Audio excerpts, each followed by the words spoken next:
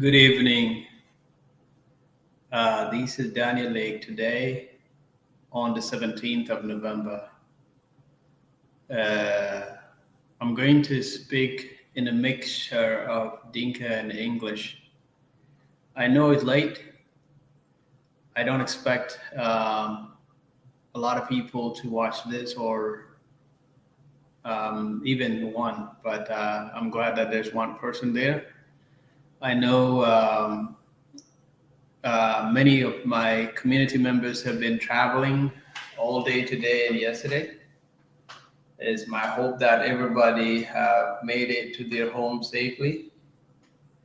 Um, but tonight I'm making this recording for the next couple of days, next couple of months.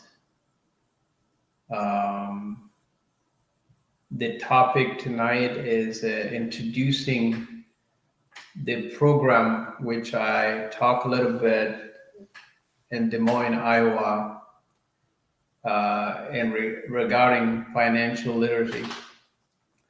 So let me switch a little bit to Dinka and then I'll come back to English. And the reason I'm talking English is I'm targeting young people in my community, of whom many may not uh, communicate very well in Dinka.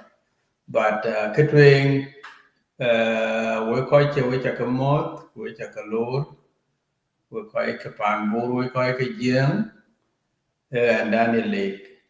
Kene. Kole a pain in Tirkudro, pay Tirkutuk, a Monday. I don't expect Koji Badai, but I'm making this record. Kwaba push out through YouTube, Kujala, Facebook. Being a jala ting tam din chene ting. Kicha Tington is a non-for-profit agency to set up my mission. And the goal for this agency is to empower our community. Yes. Financial literacy is an individual choice. In our community know these things theoretically, but practically, many of us don't know much about financial management. So I desire to make it a mission to inform our people, the young communities, the young families, on how to take advantage of the financial literacy and use that information to empower themselves and be able to use the financial tools to take care of their families and secure their future. So the slide that you see there is basically what I will be doing. All you see in that slide, and nobody is obligated, but I have decided to volunteer myself by law to the group of people willing to listen to me. But the products get to be kawajat chawai can work but cake share with Koikwa. The main things you see highlighted there include emergency funds. This thing is easy to say, but it's not easy to do. So how do we overcome the barrier to do it? So I'm just going to go through the slides and I'll talk briefly about each slide. And the main mission for me is to inform you, my people. And it's not limited to South Sudanese. I'll be talking to other African immigrant families, and I'm already doing that. But I know there is a great need in my community for people to be informed. I have lived in America for 30 years. And in my 30 years, I have not mastered this. But when I decided to take the financial literacy course and did the license in financial products, including life insurance, I have been awoken in my consciousness, and I want to share these things with my people. So please allow me Some of you are already well versed and set, but you may be just 1%. There are a lot of people who know how to make money, but they don't know how to save it. There are a lot of people who don't know how to take advantage of the tax options, tax deductions, and tax credits. These are the things that we can talk about. There are a lot of people who don't know how to use 529 to save and take advantage of the tax advantage option for their future, for their children's future. So, kaka we monjang ka kaka karban ki jam ko we tin ran ben ping. I'm going to find a way to fund myself to come to your communities. And if you make time and listen to me, then we will grow together financially so that the next 30 years, Kokok be now 30 years in the United States will not be like me because I hit 30 years in America and there's so much I didn't know. And that's the purpose. That's what is driving me. I don't want another person to live in America for 30 years without knowing the tenets of financial empowerment, okay? And that's the purpose of the Hope and Destiny. You see there, it's a family, and we want to raise this family with a financial foundation. So I'm talking in English most because I am making this presentation not only for Dinka community, but for all South Sudanese and all other African immigrant families. So the second slide is talking basically about the areas that we will cover, which is emergency funds, debt management, cash flow management, assets accumulation, and proper protection. I'll just highlight these things, but I'm not going to bore you and talk about these things tonight. But these are the areas that we'll be covering if I were to come to your community. These are the areas that I'll sit down with one or two people and work with you and then let you decide, okay? So emergency funds, what is it? Why is it important? Okay, it covered things that you didn't plan for and you didn't have money saved for it, and you don't have to take away from your fixed obligations. You don't have to go and borrow, all right? How much do you need? You need about $1,000 to start. And you can save up to 6 months, something that if you lose your job, that could take care of you for about 6 to 12 months, okay? And you can add to it exponentially. And if it become more, then you can always flow it over to your saving, long-term saving, okay? And where to keep it so that you don't use it randomly. You need to put it in these kind of protection saving accounts, money market, high yield saving account, short-term CDs. Okay, if you put it in long-term CD, you take it out later, you will lose money. So make sure it's a short-term, like 9 months or less. Okay, and then avoid the high accounts that have restrictions or are very risky to where you can lose your money. And then debt management. Do we know if you have debts? Do you know how to manage them in a way that they will not cost you more? There are a lot of things I didn't know, but over time I had to learn the hard way.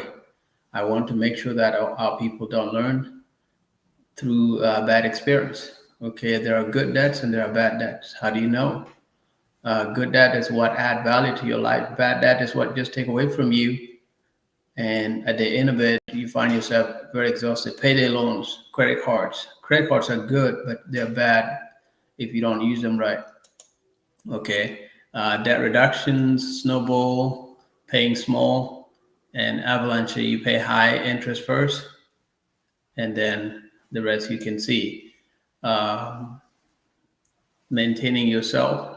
Having a debt management account where you pay, even if you don't have debts, have that unexpected debt account where you put $20, $30 per paycheck, and then those are the ways to avoid it.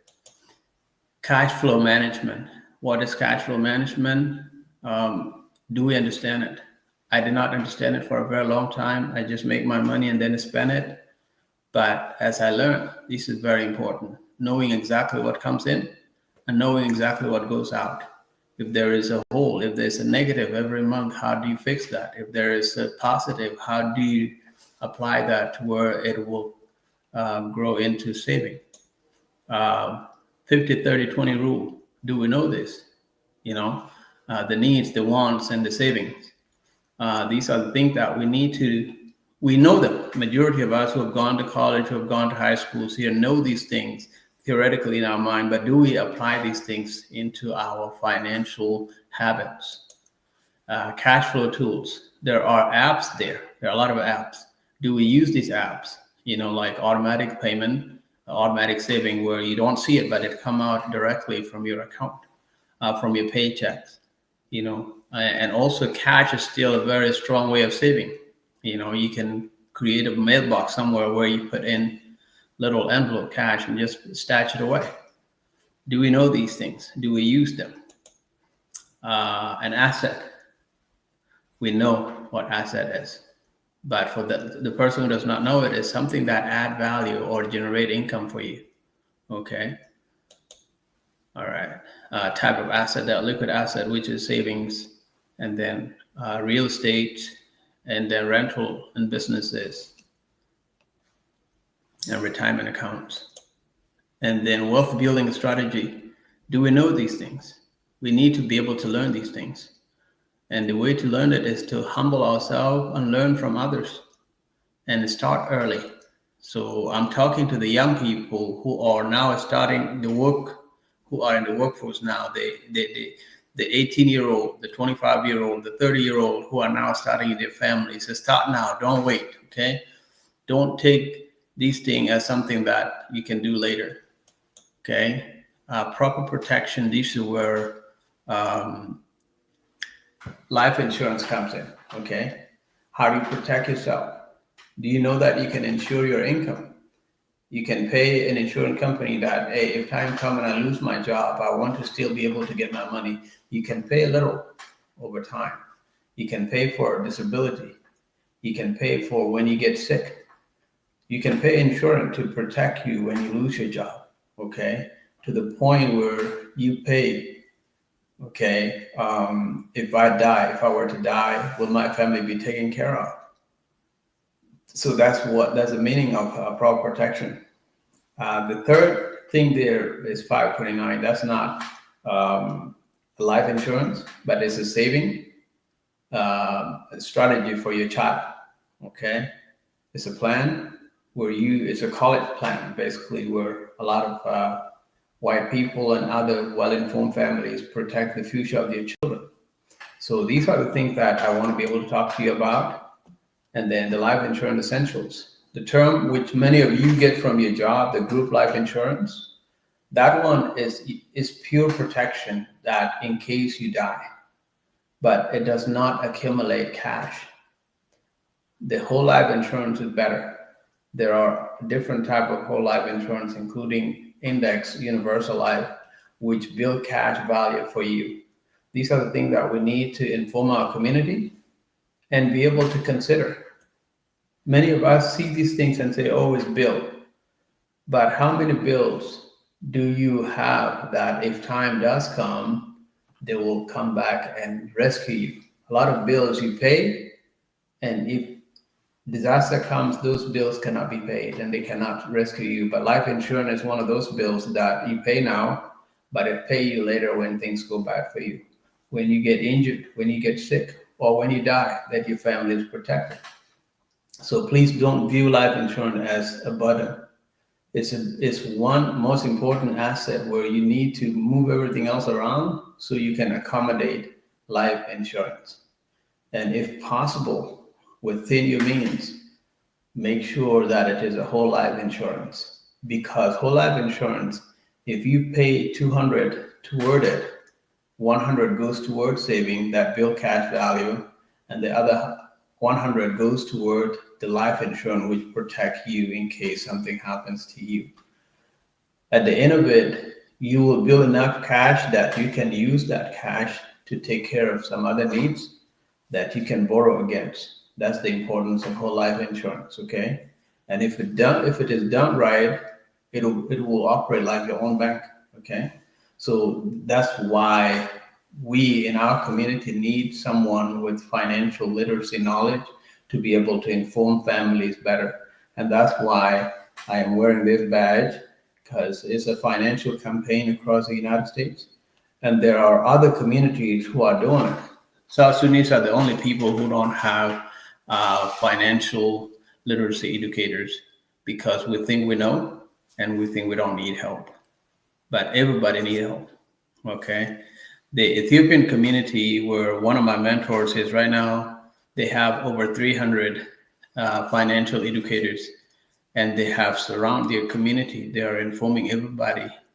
And Ethiopian when it comes to money. Okay. They are very good at it, and we're not. We know how to make money, but we don't know how to manage money. And that is what is forcing me to talk to you, um, to come out and volunteer my time. As I'm nearing my time from the military, this is what I want to do. I want to talk to one person. I want to talk to two people. I want to talk to 10 people. I want to talk to 100 people until our community is informed.